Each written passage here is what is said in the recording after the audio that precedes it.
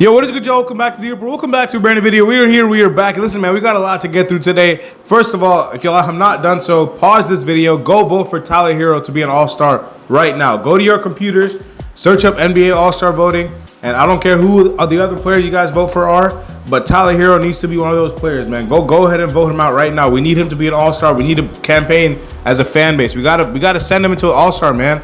Fan voting is very, very, very important. It's more important if you're gonna be a starter, but it does take into account for reserves and the wild cards as well. So make sure y'all do that right now. Pause this video, go vote for Tyler Hero to be an All-Star, and then come back to this video and we're gonna get right into it. All right, now that y'all have done so, we are going to get right into it with some Miami Heat news, Miami Heat basketball. Obviously, the very disappointing loss to the Detroit Pistons ensued. Obviously, we had the overtime game, and yeah, it was tough. It was really tough because I feel like the whole game we were just kind of playing like not up to our standard. Defensively was really, really poor from us against a Piston team that is just not really that great. And we kind of just made them look like a really, really good shooting team. I mean, they shot 50% from three as a team compared to our 27. It was a miracle that we were even in the game because at one point they were up by about 20 points and it just looked like it was over. But because of some heroics by Tyler Hero late, and then Jimmy Butler was phenomenal the whole game. It was definitely the best game of the season that he's had, and one of the best games I've seen from him in a Heat uniform in the regular season. I mean, he's had great games in the playoffs, but as a regular season game, 35, 19, and 10 on 57% shooting from the field, I mean, that's just hard to beat, you know what I'm saying? So, Hero, I feel like he was really good in the fourth, but I feel like he was forcing threes a little bit too much in overtime, even late down the stretch. I mean, he hit the big three to send it to OT, so you can't really blame him or anything like that, but I'm just saying I just wish the shot selection was a little bit better from, I guess, Spo's play calling, but it might have just been Hero just shooting up threes. I mean, whatever it was, I just thought we didn't get quality looks. Towards the end of OT. Towards the beginning, we were up by 8, and we were like, I was like, listen, this game is wrapped up. We just came back, in epic fashion. And the thing that you have to take into account is that good teams will play well against the good teams, and, you know, they'll play okay against the bad teams, but great teams will put away the bad teams, even though they might not be playing the best. And we were not playing well. We had a chance to win the game. And we let it slip. I mean, that was a game that we probably should have won, up by 8 points with 2 minutes remaining. I mean, I'm not really sure how it gets better than that if you're Miami. Like, that's just a very good scenario for you to be in. And we have dropped the ball. I mean, we have lost the most close games in the NBA this season. So that just tells me that when closing out games and when the games are close, it just doesn't really go in our favor. And, you know, we've lost 6 of those games, and if we win at least 4 or 5, I mean, you're talking about us being potentially the number 3 seed in the Eastern Conference right now. So it could have been a lot different if you just took care of business, especially against bad teams like Detroit, against Toronto, against, you know, Detroit again. Like, you got to be able to put the bad teams away. You know, it's one thing to show up against the good teams, but if you just let your guard down against the bad teams all the time, that's just not a sign of a great team, and I think we all know that. So I really hope they bounce back and take that into account. As far as all the Jimmy Butler rumors are concerned, I mean, it's a lot of the same things.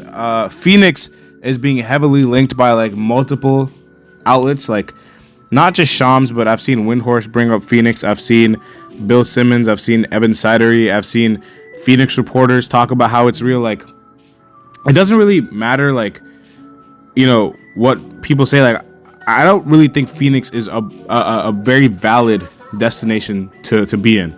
You know, like, for Jimmy Butler or to end up in, because the problem is I just don't think Phoenix has what it takes to give us for Jimmy Butler. Like, we don't want Bradley Beal.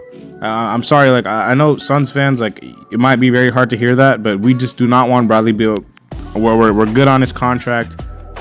And yeah, we would rather probably take any other team's offer rather than Phoenix. Like, I think Phoenix probably has the worst package because it's going to be Bradley Beal and probably the 2031 first round pick that they have. And the 2031 first round pick is good, but are you meaning to tell me that all we can get out of Jimmy Butler is one first round pick? Like, I don't like that, and I think Bradley Beal actually hurts our team. So you're really just losing out on value there because he's a good player, don't get me wrong, but $50 million and you're paying him that for 3 years, and he has a no trade clause on top of that. Like, it's just, you're just shooting yourself in the foot if you're Miami.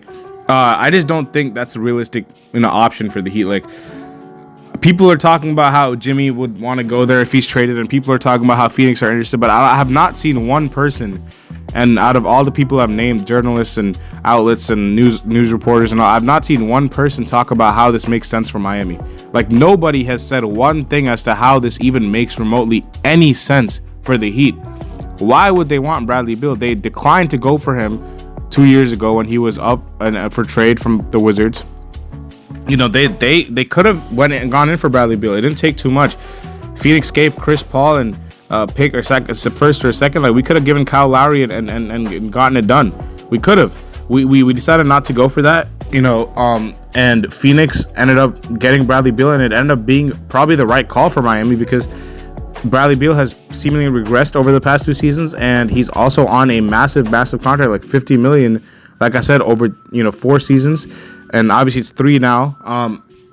And on top of that, he possesses a no trade clause. So it's like, what does Bradley Beal do for this team that is going to be amazing? He might put up better numbers because he's probably going to have more opportunity, but this doesn't make sense for multiple reasons. Because number one, because of the contract and because of the no trade clause. Number two, you don't want another guard playing next to Tyler Hero who will be doing similar things to him. Like, Bradley Beal will be doing a lot of the similar scoring that Tyler Hero will try to do. Like, they're gonna be playing and getting in each other's way. Bradley Beal, he cannot play defense. He cannot pass. Like, he's like a bucket getter type archetype. He's not somebody who's gonna be like complimenting Tyler Hero in the slightest.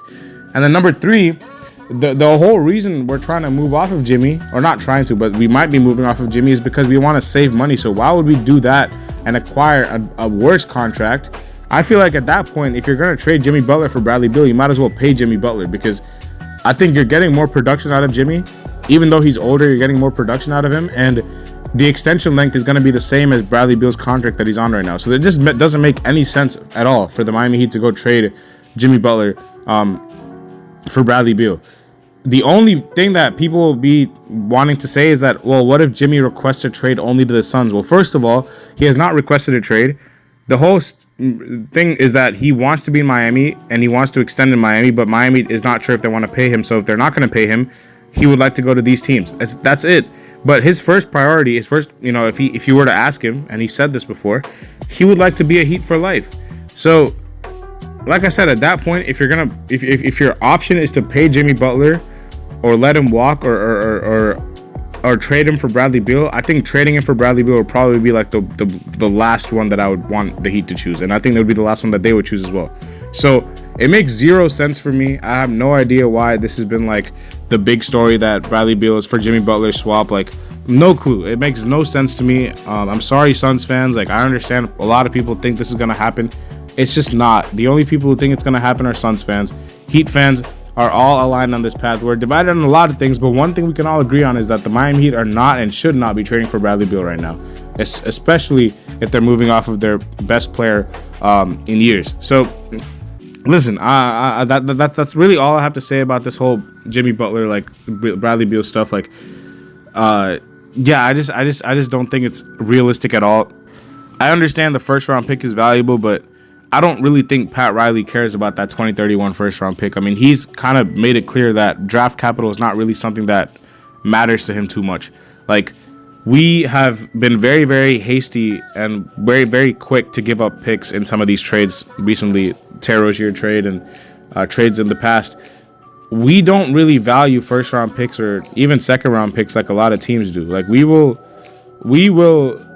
give up picks if it means we get the better player. Like, I don't think Pat Riley is too fussed about a 2031 pick where he's probably going to be retired by then. Like, that doesn't really matter to him, in my opinion. So, yeah, the 2031 pick, it could help in 2031, and I'm not saying it cannot be of use at all, but for number one, I just don't think that's equal value to Jimmy. And when you add in the fact that you're adding in one of the worst contracts in the NBA, which like negates the value of that pick entirely almost, and then on top of that, we have an organization here who doesn't really value draft picks like that and prefers to just develop talent that they find in the undrafted pool or pick whenever they have a draft pick. Like, I just don't think it makes any sense remotely. Like, if you look at how the Heat operate, if you look at what they value, if you look at the fact that they didn't go for Bradley Beal last time, if you look at the fact that they're not really an organization that really values picks, it's even come out that they're looking for players to contribute rather than picks, it doesn't make any sense. So I'll be absolutely shocked if this trade happens. I'll be very, very shocked if Jimmy to the Suns happens, because it's impossible. The only way this will even work is if the Suns find a third team to send Bradley Beal to, because it's not going to be Miami taking him. I'll tell you that.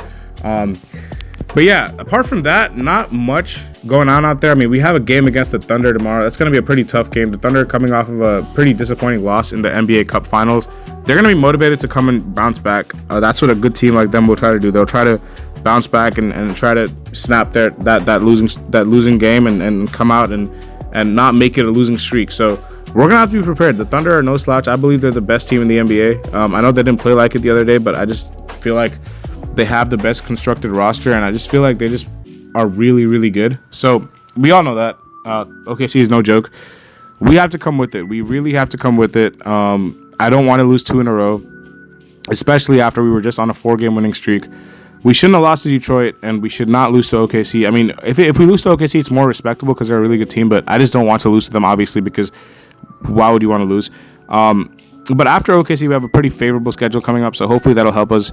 But yeah, we're going to wrap it up here. Let me know what you guys think. The majority of this video was talking about Bradley Beal to Miami, because that's been like the biggest news piece out there. I mean, we haven't really heard much about Jimmy to the Warriors, the Mavericks, or the Rockets right now.